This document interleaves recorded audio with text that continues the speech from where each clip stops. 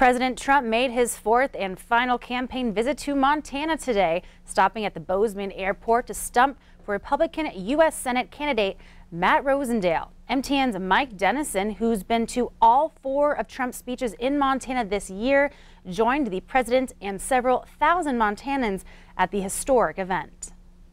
President Trump is making one last final campaign push in key U.S. Senate races this week, and Montana is one of those contests. Most polls have shown Democratic incumbent Jon Tester with a slight lead over Republican challenger Matt Rosendale. But Trump has pulled out all the stops in his attempt to tilt the scales for Rosendale and defeat a senator he says is helping block the Trump agenda.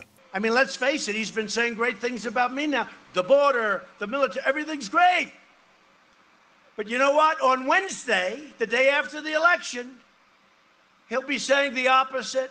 He won't even be saying. He'll just raise his hand. No, no, no. Rosendale also briefly took the stage Saturday and slammed Tester over one of the Democrats' signature issues, improving veterans' health care. Jon Tester has had 12 years to fix the problems for the Veterans Administration, and he has failed us. We do not have proper staffing at our facilities. Veterans face long wait times. They can't see the doctors. But in Trump's speech later on, the president praised a pair of bills co-written by Tester to improve veterans' care and accountability at the VA. Trump also took a shot at Montana's Democratic House candidate, Kathleen Williams, who is challenging Republican Congressman Greg Gianforte. And Greg's opponent, Kathleen Williams, is a left-wing radical. I don't get it. What's going on in Montana? What's happening here? But truly a left-wing radical who wants to massively raise your taxes and eliminate your borders. The president on Saturday made a specific appeal to women voters, saying they should like his hardline stance on border security. And border security is also very much a woman's issue. You know, 2 years ago, the fake news media was saying, I don't know if this Trump is going to do well with the women. He also said Democrats want to abolish immigration enforcement and turn America into giant sanctuary cities for criminal gang members. His main message, if you elect Democrats, everything starts going downhill. This election will decide whether we build on the extraordinary prosperity that we've achieved or whether we let the radical Democrats take control of Congress and take a giant wrecking ball. We didn't hear much that we hadn't heard before from President Trump in his record fourth visit to Montana. But will it achieve the outcome that the president seeks in Montana's key races? We'll find out in 3 short days. Reporting from Bozeman, Mike Dennison, MTN News. President Trump was in and out of Montana within 2 hours today, and his next stop was in Florida, where he was joined by Vice President Mike Pence, who will be back here in Montana on Monday. And Trump protesters gathered about a half-mile from the hangar where the president spoke today in Bozeman. MTN's Madaris Babb talked with the protesters to find out what they thought about the presidential visit. Close to 50 people gathered right here outside of the airport to protest Donald Trump and his speech for candidate Matt Rosendale. The real reason for my protest is my grandkids. I'm concerned about what he's doing for the country. With his animosity. I'm concerned about what is going on financially and also our position in the world. And I'm concerned about what he's handing to my kids. Bruce Smith from Bozeman is out at the designated protest area set up by Gallatin County Sheriff. Smith, along with several others, are holding signs protesting President Donald Trump coming to town. Veteran Barbara Tilka says Trump's comments can be hurtful to hear. I think that as long as we stay very divisive, we're not going to get anywhere. We're going to be at our extremes and nothing's going to happen. Tilka says it is discouraging to see such animosity in this country, and fighting will lead nowhere. Yes, I fact check. I resent his comments that Democrats don't appear to care for the country. Unlike Mr. Trump, I am a military veteran. And so for him to be telling me what it means to be a patriot is irritating. Most of the protesters that I talked with said that they just want to engage with the community. They said that sometimes they get waves by people driving by, but others give nasty comments. In Bozeman, Medeiros Babb, MTN News. Thanks, Medeiros. And in other campaign 2018 news, Montana State University professor Dr. David Parker and representatives from both Jon Tester and Kathleen Williams campaigns were in studio with us earlier today to give us their reactions on President Trump's speech from this afternoon.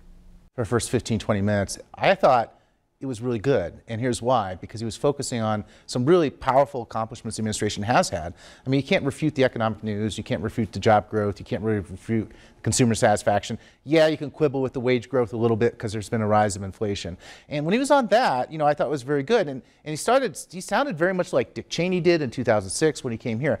But then when he started, remember, I believe the president is politically savvy. He's not stupid like some people think he is. And he also knows that positive news doesn't necessarily work in terms of motivation. And then it veered into the category of fear. Fear that Democrats are going to take away Medicare. Fear that Democrats are going to take away health care. But most importantly, fear of illegal immigration coming to the border and coming and harming your families.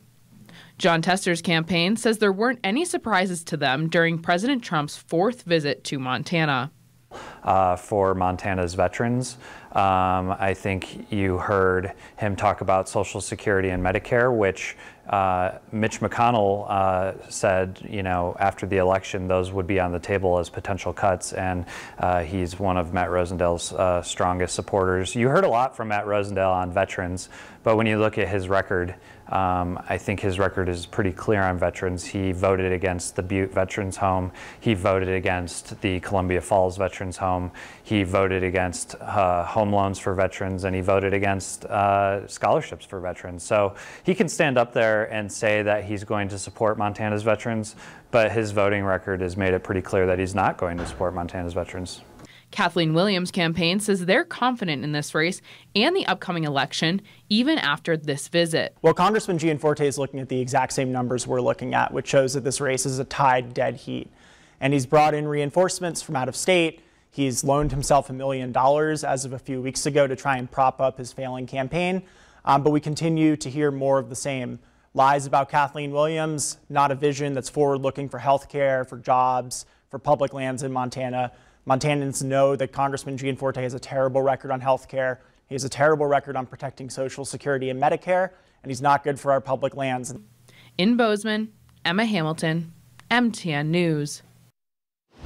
Joining here now with meteorologist Connor Pregitzer, turning to weather, and it seems a little, where did October go? It's a little cold out there. I share your sentiments. Where did October go? Doesn't feel like we should be here yet, but we are. It's early November, and we're talking about a little bit of winter heading our way here this week.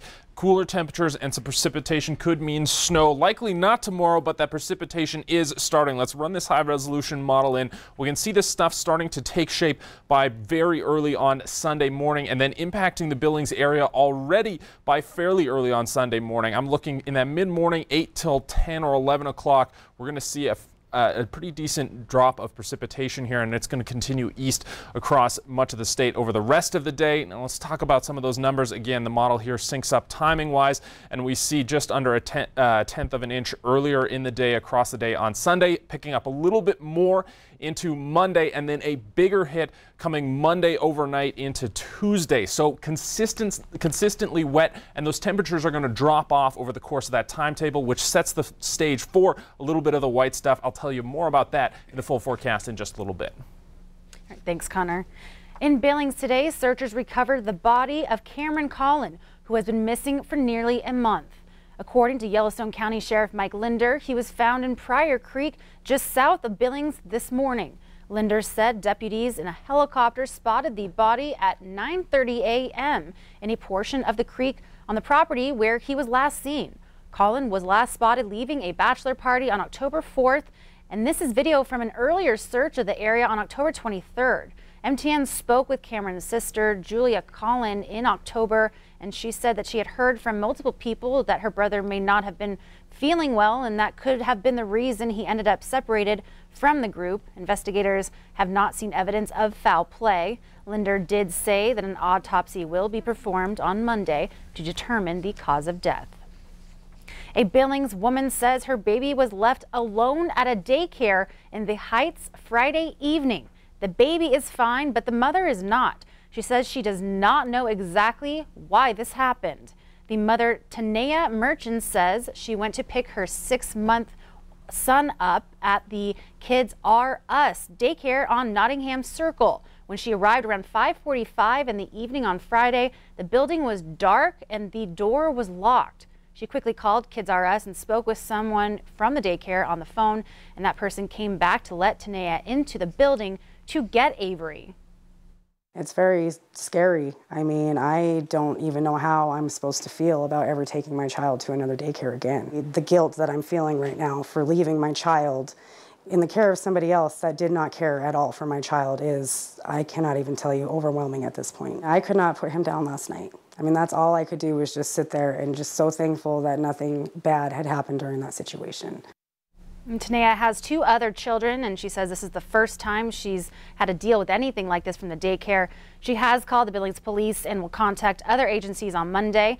And we have reached out to Kids R Us owner and didn't hear anything back yet. And we also spoke with an employee of Kids R Us who was working yesterday evening and did confirm this did happen and offered no other comments. We will keep you updated with details. And still to come here tonight on Q2, wind-powered vehicles, hovercraft, and refinery pumps. After the break, we head to Medicine Crow Middle School for adventures in engineering.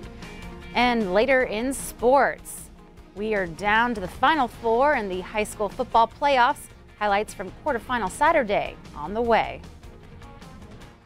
You're watching MTN News with Zoe Zandora, Storm Tracker weather with Connor Pregetzer, and sports with Casey Conlon. This is the 10 o'clock news on Q2, Montana's news leader.